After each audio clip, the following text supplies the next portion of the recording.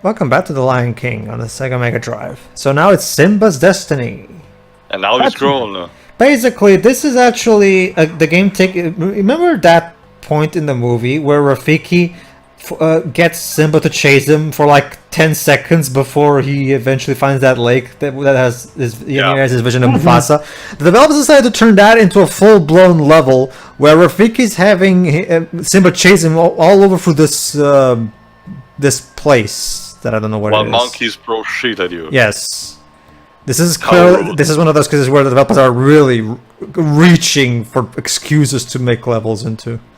I mean, honestly, it's typical of video games to, stretch certain points that were easy in a movie to actually full-blown stuff. Traveler's Tales does that all the time with their Lego games. That's nice, but I mean, they could have also went the extra mile and have stuff like, for example, a boss fight against Nala for the sequence before when she chases Pumbaa.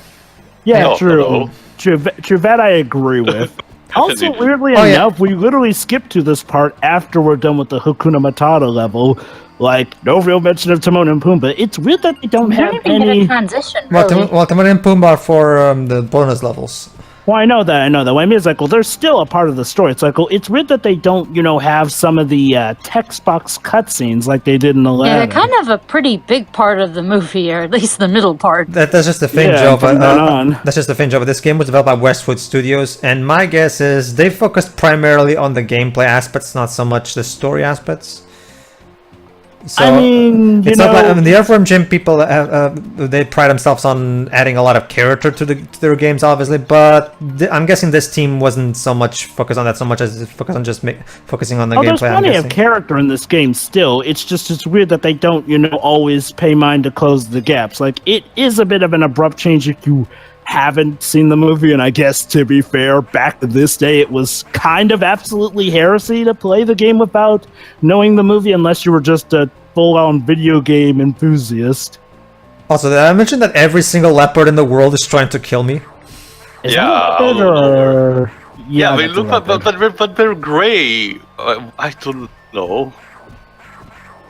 And before you ask, no, this is not one of those cases where the color was screwed up in the Genesis version. They also look like that in the Super Nintendo. And again, they're cramped in the same space before getting to you one by one. Look at that. That's because I'm basically exploiting this so I can just, mash my way through this.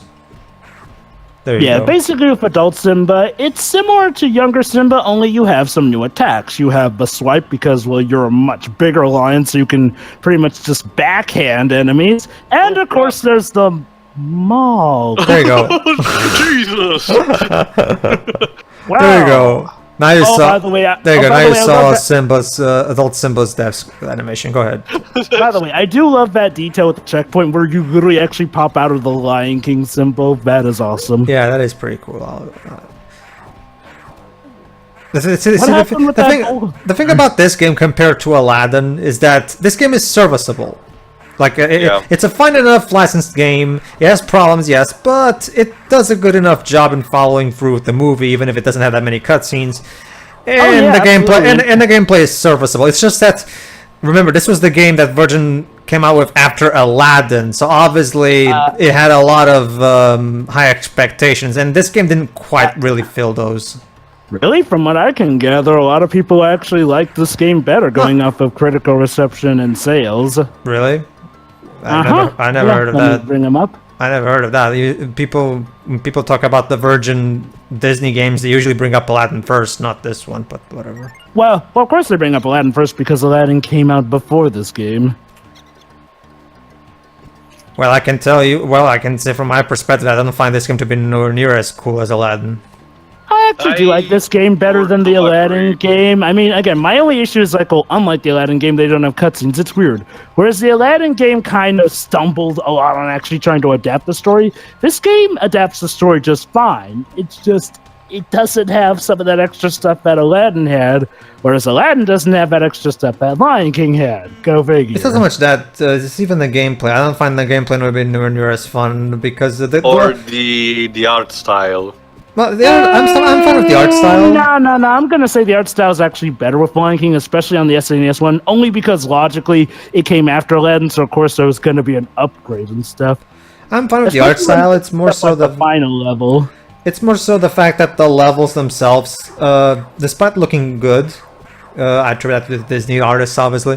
The levels, while serviceable, tend to be a bit on the generic, the level design, I mean. Like, they're kind of basic. Yeah, it's very basic, you know, because in Aladdin you actually had action set pieces and everything, so... I mean, you have some action set pieces here, but then again, I guess to be fair, you don't have anything like the volcano escape. There we go. That was James Earl Jones, everybody. I hope you enjoyed it. Very compressed. Sorry, I screwed up again. Anyway, this is Be Prepared. Okay, remember that point in the game where Simba finally decides to return to the Pride Lands, and we had that montage of him running on the desert? Yeah. This is where the developers completely pull something out of their asses. Apparently, somehow on the pathway back to the Pride Lands, Simba decided it was a good idea to jump into a volcano and pass through it. I guess it was that shortcut that we just, And here I thought that bootleg Lion King game that ends with Simba on a Nazi plane was weird. Okay. Yeah, I was trying to say when we started this, the only thing I know about the Lion King games are the bunch of bootlegs. Oh, yeah. Okay, so... Specifically the game over screens that were in said games. Yeah. Okay, Yeah, so... those bootlegs. Okay, theory time, once again. The developers really wanted a fire level. But they had no excuse in the movie for it to have a fire level. So... fuck it, we'll just excuse the fact that somewhere... on the path to the Pride Lands, Simba came across this volcano and he jumped into it for some reason, because maybe it's just a shortcut, I don't know. Like, this is... there a bunch of craters in the Be Prepared scene? True, but this is not the same place. I mean, remember, Jura, that's the elephant graveyard. We already were in the elephant graveyard in the previous part. Maybe we're near there. Yeah. Are we? The geography of the Pride... I don't remember there being a volcano in the Pride Lands. Jova, you're the Lion King expert, kind of. Is there any volcanoes in the Pride Lands? I think Lion Guard established that there is a bit of a fiery area around somewhere in the Pride Lands. Yeah, but this was way before Lion Guard was a thing. True. But don't you see, Pedro? Lion Guard pulled a Rogue One, and now it's legit. I guess. It's canon. Shut up. I mean, it's one of those weird retroactive retcons. Okay. Here's what you could have done. Definitely tell that this was just an excuse for that, which is weird because the final level does have fire in it. Granted, it's not as much a hazard as it is here. Yeah. But it is weird that I mean, there is the final part which is all about fire and everything. So it does feel weird that they had to include a lava level. Even if it's more sulfur than fire. Technically, there is a sequence kind of like this in the Be Prepared song, so here's what you can do. You do this early, you just recolor the lava with green stuff, and you made Scar playable. Yeah, and this level, I remind you, is called... so awesome. And this level is called Be Prepared. I think the developers got really confused when making this. If I had to hazard a guess, maybe they were going with the idea that I mentioned, but basically ran out of time, so we had to repurpose this in the sequence that they were. Here's what you could have done, developers. Westwood Studios. It was a studio that you're even alive now. No, they're not. Here's what you could have done. Here's what you could have done, Westwood Studios. Instead of having a volcano level, Instead of having a volcano level. Sorry, continue. Instead of having a volcano level, why don't you just make a desert level? Because remember, we do briefly see Simba. Because no one likes those. Yeah, to be fair, desert levels were kind of considered the box office poison of video games because, okay, with what you can do with desert levels nowadays, that's good, but let it never be forgotten. Part of the reason people hated desert levels was born in this particular era of video games because more often than not, desert levels were either incredibly frustrating, incredibly bland, or a combination of both. It's I don't know, the desert level in Aladdin was good. So also the frame rate is I mean, to be fair, shitting on me. It kind of takes place in Oh god. Desert. Oh, wow. What the fuck just happened with the frame rate? Too many enemies on screen, that's what it is. There you go, there were too many enemies on screen and the game couldn't handle that. Okay, I don't recall that happening in the SNES version, but then again, it's been a while. How does a game that was made without being rushed come across as less polished? Go ahead. Can it be plausible? Can it be possible because of the emulation that you're using? No. I assure you, it's not. Because this also happened if you allow too many bats to show up on screen on the Mega Drive. Because I actually do own the actual proper game. I still have it actually. After all these years, I still have it. Well, that's the thing. That's like, there's a lot more enemies showing up there than the whole emulation thing is not even a thing too. Genesis emulation at this point is flawless. It doesn't even not entirely flawless. I'll say it's very good. I'm sort of agreeing with Jova. There are some cases where the emulated product still has some flaws here and there.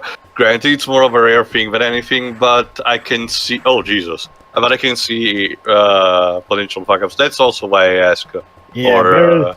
There's yet to be anything such as a flawless emulation yet to this day in history. Also, am I the only one who noticed that the beat of this music kind of sounds a bit like I Just Can't Wait to Be King? We were in a level called Be Prepared that doesn't look anything like Be Prepared. The music is not to be prepared. Again, the developers really got confused in this part of the development. I don't know whether I should call it confusion or uber creativity. Either way, I mean, it's a nice enough addition, but again, maybe they could have added in some dialogue to explain why we're here. I mean, you know, and it really is weird. Like, well, I mean, whether or not the people who made Aladdin are still on board, you can tell that they still did take some cues from how they made the Aladdin game, and that's why this game got enough reception. So, what happened? At the time, well, see, that's the thing, Joe. But when David and his team left to found Shiny, the actual Virgin USA internal development studio, needed to be restructured because obviously, they had to make up for the sudden departure of a lot of people. So basically, they issued a lot of their projects to their other owned studios, and like Westwood Studios, which at the time was owned by them. So they entered the line came to them. The sequel to Cool Spot was handed to Eurocom. Sorry, Pedro, what are you supposed to do here? You're about to see, Teo. Basically, I'm supposed to wait till one of those things falls into the volcano, and then I have to wait till the volcano throws me outside of the level. So apparently, the plan was to jump into a volcano, only to expect to wait for the volcano to drop me back into it. There you go. That was the level. Can you imagine? For the record, I had to check a guide the first time I played this game to complete it because silly me. I thought I was supposed to find an exit like every other level. What? I'm sorry. I must be crazy. Now it's time for Simba's return. All right. This is, of course, when he first arrives and he sees that the Pride Lands are all destroyed and all that shit. So, and now, guess what, Theo? This level is a maze. Oh, no. Yeah, sorry, Joe, but I still think the Aladdin game is better than this one. At least there are not revolving doors like in that bootleg game, so... As far as mazes go, this one isn't too bad. I mean, essentially, it's just pop in, pop out. Well, at least this level is actually based on something from the movie. To be fair, even the Aladdin game had to make up some new levels here and there, which again was also weird. But I feel like even the stuff that they did make up, like the desert level, even that at the very least had story explanation that gave it logical sense. This is just the volcano just comes the fuck out of nowhere, so it just comes across as like we really wanted a fire level. I don't know, Pedro. We will have a fire level. I don't know, Pedro. The whole Aladdin having to sneak into the palace after getting the lamp thing. Oh, that's because that was so he could get to Jasmine because remember he had to save her from Jafar. Again, though, no. Actually, he sneaks into the palace. No, I'm talking about when he sneaks into the palace before Jafar steals the lamp in the game. Well, regardless of that, the truth of the matter is that Aladdin had the excuse that it was rushed and they couldn't finish the story properly. This game doesn't have that excuse because this game was not rushed. This game actually had the full development schedule they were supposed to have. So I mean, this game doesn't really have the same excuse. Are we even saying it like it's a bad thing though that they included new levels here and there? I mean, I don't have a problem with the new levels. I just wish they would give them some kind of context. That's all I'm saying. I guess. You know, I really wish we could get some interviews with the devs of this game, but devs for games this old are incredibly hard to track down. Some of them, plenty of them are actually still around, more than you think. They're just either retired or they've moved on to different careers. Yeah. Yeah, but do we have any named devs for this team? Well, I could check the credits, but at the same time, I don't know anything else about what this is. It will have to... I mean, it would require someone like for example, like the guy from GameSpot who made the History of Spider-Man games video, where he actually interviewed the guy who was the creative director for Spider-Man 2 about the game. You have to be someone in the industry to really be able to get that kind of information of where to find these people. Sure that.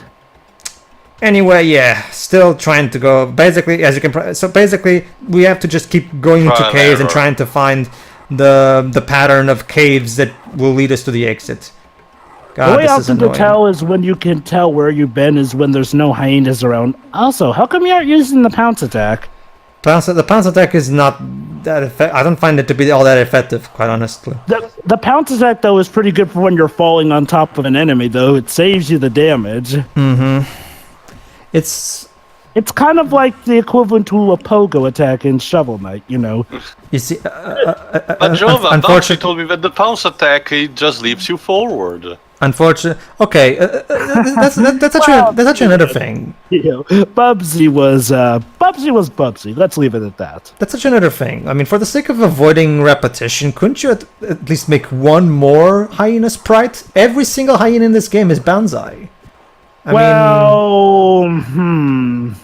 I mean, a lot of games do kind of reuse sprites. Oh, I know that, but it could have at least one more different sprite. I don't remember specifically. Do the guards in Aladdin have different sprites to them? Yes, they do. There's a fat one, there's a skinny one, and there's the more muscular one. There's 3 types of guards in Aladdin. And that game was rushed. I guess to be fair, in the actual movie itself, most of the hyenas look like bonsai anyway, so... I guess. Maybe that's just sticking true to it. It's not so much as most of that we have 3 of them who are easily identifiable, and all the others are just generic hyenas that you mostly only see in the shadows and stuff like that. Well, that's essentially how it was in the movie. I mean, aside from, the iconic trio, most of the hyenas looked the same. I guess, sure. I just wish you could fight Shenzi as well. Yeah, that is a shame. Here's one thing they could have done. They could have made all these hyenas in the adult section. Well, actually, no. Now, you want to talk about something that has no excuse with all the hyenas looking the same? The PlayStation 1 game. I like Simba's Mighty Adventure, but why the heck is the alleged boss fight between Shenzi, Banzai, and Ed all the same looking model of hyena? Oh, really? Yeah, I mean, unless there's an updated version or the PC version fix that up, which I don't. No, I can't imagine. Well, even if the sprites of hyena are limited, at the very least, we can take solace in the fact that they're brilliantly animated, thanks to we know who animated this. So yeah, absolutely. And hey, Simba's Mighty Adventure, that aside, Simba's Mighty Adventure is still a fun enough game. They even do some interesting things with the Lion King 2-part adaptation of it. It's a shame Aladdin couldn't get a good PlayStation game. Nope. It really does speak volumes that Aladdin, the Disney character who kind of ushered in the renaissance of Disney video games back in the 2D era, was the one who got the worst PlayStation adaptation game. Well, at least we got a great Hercules game, at least. Oh, yeah. We got the Hercules game was basically the last game to be made in this specific formula. The whole have the Disney animators animate the thing. I remember there was a Mulan game, but it was more like a point and click kind of game. And it was a game that I had, and it was a point and click game. One of my cousins had it as well, so that's why I remember it. Was it a good point and click game? Serviceable, but very easy. Ah. It was like just a series of mini games. Yeah. The last... There's also a Little Mermaid. Like the grandma doing arm wrestling, for example. From what I can tell, the Hercules PS1 game was the last one to use this specific aesthetic of having 2D side-scroller with hand-drawn sprites animated by the Disney animators. After that, it was all models. Oh, yeah, that. Little Mermaid also had a game on the PlayStation as well. It was free, it was in models, Joe. I know. Because my sister played it. I know. I'm talking about Disney Renaissance stuff. That game was serviceable. I mean, it wasn't as good as the likes of Simba's Mighty Adventure, but it was good enough. It was also a bit, not traumatizing. I wouldn't dare to go full and say traumatizing, but it was trying to be, because as soon as you die in that game, I'm talking microsecond, the game over screen pops up, and it's basically close up Ursula's face with her laughter yelling in the background. Those terrifying game overs. Meanwhile, let's see, what else did we have? There was also this level is boring, by the way. Like, it doesn't look all that great. Well, to be fair, there's not that much going on. It's just a maze thing. Yeah. It's kind of just the same room over and over again, really. Yeah, the color doesn't help. Like, the blue onyx for the stone is fine enough, but it gets old quickly. In the meantime, somehow the hyenas can do that. It's okay. It's okay, guys. After this, yes. It's okay, guys. After this playthrough is done, we can move on to our Regiment 2. Like, I get the idea, but it's not like the game is even bad. No. Joe, I've already said the game is serviceable. It's fine, and it looks brilliant, especially in the Super Nintendo. It's just that I don't think it's a particularly, again, like, color me, say what you want about that, but I'm a big fan of the Aladdin game, and I don't think this one really cuts the mustard. I would say also that compared to the Aladdin game, this one has a bit more bullshit parts in it. Oh, now we're fighting Scar. Yeah. This is the Return to Pirate Rock. Wait. And he doesn't even have a health bar. Okay. Oh, well, that's because we haven't gotten to its final phase yet. Anyway, okay, now I think I remember. I think I noticed the level ended when you defeated all the hyenas. I think I recall now. That one's not so much trying to find the end of the level, it's trying to clear out all the hyenas in that stage. Oh, okay. Still a bit annoying, the whole labyrinth thing. But anyway... It's essentially kind of like that clear the room of enemies, but a whole stage. But no one really So yeah, this is both a combination of a boss battle and a level. So basically, here's how it works. There's no health bar. What you have to actually do is you have to keep hitting Scar. Oh, there you go. Be sure to mash the buttons when that happens. Okay. What you have to do is you keep hitting Scar until he eventually, pusses out and runs away. Like that. There you go. Out. Well, what other way can I describe it? Anyway. Okay. So now basically, you have to. Well, he is a cat. It's kind of. So basically, the boss battle has 3 phases, and you have to basically chase him in between each of the phases. So, and while this is going on, you have to also fight the last batch of hyenas, and you have to be careful that because there's bolts of lightning like those who cause fire to show up. So, basically, be careful. In terms of, go on. Yeah. So what you have to do is you have to get yourself to the top of Pride Rock so you can fight him there, just like in the movie. Go ahead, Johan. In terms of aesthetics, music, sound effects, yes, sound effects especially, and looks, SNES one definitely blasts this one out of the water. Not to say that this is bad, but let's just say when I do the SNES version, the music there's a lot more epic sounding. I love the way that Simba jumps from the ledges. It's like doing an acrobatic stunt. Yeah. Yeah. Oh yeah, that's right. Physics do actually come in mind here. Make sure you time your jumps just right so that you don't overshoot or undershoot. Yeah. Also, one thing I like better about the SNES version, those things are a lot easier to see. Those things you have to grab onto. Mm-hmm. Even if the screen is cropped. But yeah, like so yeah, second phase. Basically, it's just the same thing again. Just keep hitting him in the face until he pushes out. And also try using the maul thing. That actually does a good bit of damage on him too. It does. It's boring to do it this way though. So try to mix up with some slaps to the face. Oh, exactly. Again, also try using the pounce. Sorry. That's just a bit of a thing. Like the pounce is kind of fun and actually good to use. Anyway, don't worry, Joe. I'm going to be forced to finish off with one of those anyway. But anyway, that's not so much the pounce that you use to finish him up. It's like me watching anyone play Mania without using the drop down. Basically, when you're playing on the Mega Drive, use the X, Y, or Z buttons, or in the case of the Super Nintendo version, the Y button, if I remember correctly, to do the fourth attack, which is the one where Simba starts doing multiple slaps. Or if you're right next to an enemy, you can actually throw the enemy. Like basically, think of it as a launch. Think of it as a launch attack from a fighting game of sorts. Think about it like this: it's a partial suplex. Yeah, and it's exactly animated exactly like the way Aladdin throws Scar. Aladdin throws Scar. Now, Pedro, that sounds Simba. That sounds like an epic Kingdom Hearts crossover where the Disney worlds actually get to interact. Yeah. It's just like Simba does when he throws Scar off Pride Rock in the movie. So as you can probably guess, we have to use that specific attack in order to finish off Scar. Once again, remember, this was back before internet was a thing. So when I first got to this level, I started beating the crap out of him, and I didn't realize, okay, so beat the crap out of him, there's no health bar, what do I do? Eventually, it gets to a point where Scar just stops fighting altogether and just does nothing but, pant. Yeah, there you go. See? I'm practically defeated. What more do you want from me? There you go. See, that's what you have to do. You have to use that move and throw him away from into his doom. Again, since there was nothing in the instruction book telling me that this is what I'm supposed to be doing, I had no idea what to do. Eventually, I just had to find out by computer. There you go. That's what you do. I'll admit it was easy for me, if only because I thought, hey, I want to throw him off like I did in the movie.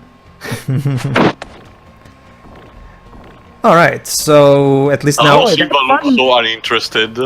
Like, whatever. Game's over. Fuck off. And now it starts roaring, just like in the movie, and somehow killing the villains somehow brings back the rain. God is pleased with this, Simba. Yeah, that's another thing. The movie could have explained a bit better how the hell all of the vegetation and animals in the Pride Lands suddenly disappears. That happens over a period of time, actually. To be fair, that was more understandable in a sense that Scar uses his power and let basically the hyenas kill all the wildlife. That's Okay. I'll grant that. But what about the vegetation? Did all the trees suddenly die out? Well, here's the thing. It's tied to what Mufasa said before, the fact that the circle of life functions with everything, without people, things dying, the ground is not fertile anymore, basically. And thus the plant eaters moved out, leaving less food for the meat eaters. As for how it became good again, that was definitely over a period of time. Thanks for repetition, James. I guess it could have been easier. Why they chose to end the game with that line? Everything the light touches is our king. Well, I don't know. Anyway, yeah. I think David, the Deathmare. What? Milo X Balan? Whatever. The point is that a sheep? Cindy Chin, David Dane, Paninia Finger, Ellie Arabian, Are you sure? Pedro, I'm sorry, Pedro. Are you sure this is not Donkey Kong Country and Scar is pulling a fake credit like in K. Rool? I don't know. That would be awesome.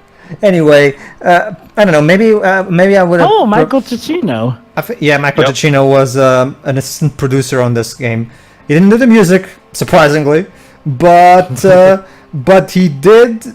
This was back when he still worked at Disney Interactive. Because this is not a lot of people know this nowadays, but one of his earliest jobs was actually as both a video game composer and overall producer at Disney Interactive, of all things. Wow! But anyway, yeah, that was the Lion about this game. That was Lion King on the Sega Mega Drive. Yeah, and now we're listening to Can You Feel the Love Tonight, which sounds okay for a Mega Drive rendition, but the Super Nintendo version is better. It's a pretty standard licensed game. It's fine. It follows the movie's story fine, even if it has that weird volcano detour that makes no sense. But whatever. And also, wait. Lead analyst John Williams. Wait, John Williams worked in this game? Guess that makes sense, if he was analyzing the music. maybe it's just Paul Villanueva the Third. These credits are really interesting. The credits are more interesting than the actual game. Whatever. Okay, so the basic point of it is that the game is serviceable. It works fine. Like, the gameplay is fine. The overall music, even on a Mega Drive, I would argue the music is overall fine. It could have been worse. The gameplay is very standard. There's not that much that stands out about it. It doesn't have all that many interesting stuff. It has the GNU chase, but that's pretty much it for the most part. It doesn't really have any cool action set pieces that make the levels unique. Yeah, the Hakuna Matata level does have that weird what the fuck boss battle with the gorilla. But for the most part, the game is very standard. And even when even its most memorable parts are the ones that are memorable for reasons that probably the developers did not intend. Like, why the fuck is Simba fighting a giant gorilla that slaps him when he gets near? Maybe it was a reference to an upcoming Tarzan game that never saw the light of day. Well, regardless. Oh god, I forgot there was a PlayStation Tarzan game. Yeah, and it's not really that great. Regardless, the game is average. It works fine for what it is. It hasn't aged as well as the Aladdin game, I would argue, and but again, like I said, for the time, this was fine.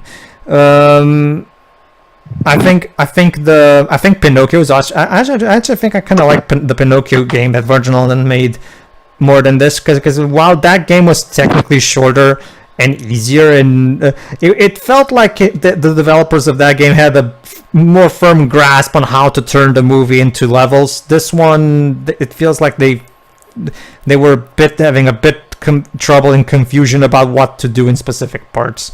Special mention goes to the part where Lamplick tries to murder you when you ride a roller coaster. Especially considering how Pinocchio is a far more difficult movie to make into a game than this one, because Lion King should be incredibly easy to make into a game.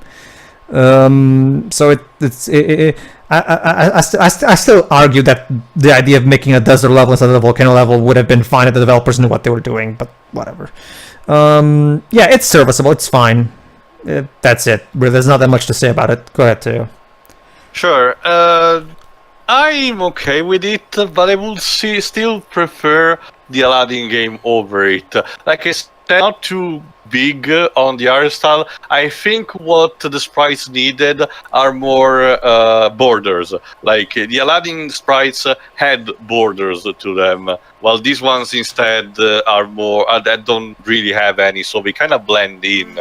As a result, also the color palettes in some cases is a bit weird, but again, it's nothing that makes the game bad. I'd be fine with the feed. There's so much filler content in this game, but I would be fine with it if there were story beats explained the same style of that Aladdin did. But unfortunately, this creates confusion and no real explanation on some of these filler levels, like again the volcano one.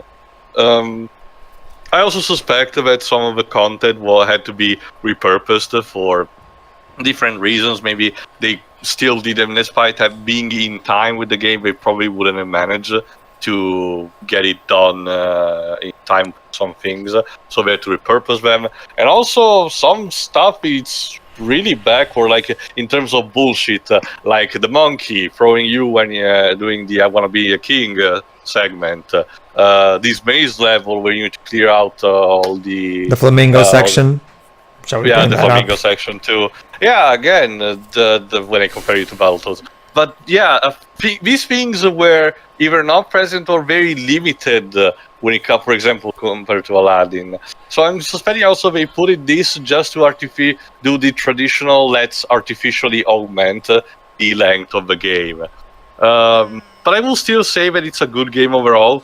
It's just suffer from these drawbacks that to me doesn't make it stand out like Aladdin did. So that's kind of a minus. But overall, I still think it's enjoyable, and so I would like to see the SNES version to see how much different it is. Anyway, all for me. Shuri? Go ahead, Shuri. It was fine enough. I mean, aside from some pretty bullshit moments, like the stage centered around "Can't Wait to Be King," that was some nonsense, and some random leap of faith stuff. This was pretty. I mean, like you guys said, it's serviceable. Like, it's not particularly memorable, but it's not particularly bad either. It's pretty by the numbers, honestly. So, yeah, I mean, it was fine at best and frustrating at worst. Mm-hmm. The music I will say the music sounds pretty okay. And the game doesn't look too bad. I just feel like they could have probably done a little more with it, because that's the one thing I will say about that one stage, is that they did center the art style around that was used for that song really well. Like, that one looked pretty good, but I felt like they could have done more with the rest. Really. Mm-hmm. That's it. Go ahead, Joe. Close us up. Yeah, okay. I mean, personally, I do like this one better than the Aladdin game, but I won't deny there are... Okay, this is a good game, but I definitely agree that more could have been done with this game. Now, granted, we don't know completely the circumstances, but this game just feels like a very good game, but it feels like it's begging for more, looking back at it on the Sega Genesis. Like, maybe the SNES version will give me more to remember, but the SNES version is kind of similar to this, which is one thing I'll give to this game. Unlike Aladdin, it doesn't feel like it's two games split into one, like how the Sega Mega Drive version of Aladdin as well as the SNES version of Aladdin feel like two different games that should have been fused together. Like, Lion King does feel like a game that has all the ingredients necessary already to make a good game, and I do like how it does stuff here and there. The controls are overall pretty good. The main issues are, of course, some of the BS Nintendo hard difficulty moments and just amounts of what the heck are you even thinking? That is the flamingo section. I do agree, though. In hindsight, I wish that there could have been more. And I will admit, I would like for, at some point, Disney to maybe consider going back to making nice game adaptations, or, okay, maybe not the Disney of now, but maybe outsourcing to have some nice video game adaptations made of some more of their Renaissance films. Like, again, the Lion King games here are good, serviceable, and Lion King on the PlayStation was fun, but outside of Kingdom Hearts, it doesn't feel like we've gotten the best we could. Granted, that kind of goes for all of the Disney Renaissance games, but I digress. The music is good, although it's better on the SNES version. And yeah, you can chalk up to a lot of my thoughts being like, well, SNES version kind of does a lot of the stuff better. You'll probably see when I do the SNES version of this game. It's fun. I just wish there was more to it. All right, everybody. That was the second of the Virgin Disney licensed games. We already did Pinocchio, which was the third. So after this, after this, maybe when it comes to the next Virgin game, I guess maybe we can do. We can go into the cool spot duology, since I'm actually a fan of those. The first game was actually made by David Perry and his team. It was one of the games that they made before Aladdin. And the spot goes to Hollywood as a sadly Androided game. So there's that. Fun fact, actually, Virgin Games actually did publish her from Gym 2 in Europe only. And yeah, that's actually I forgot about that. Yeah, you're right. Oh, Anyway, everybody, tune in. But before we jump back into the next Virgin game, let's go back to the former Virgin employees, because while this was going on, they were getting busy making Earthworm Jim 2. So tune in for that. Yay! See ya. See ya.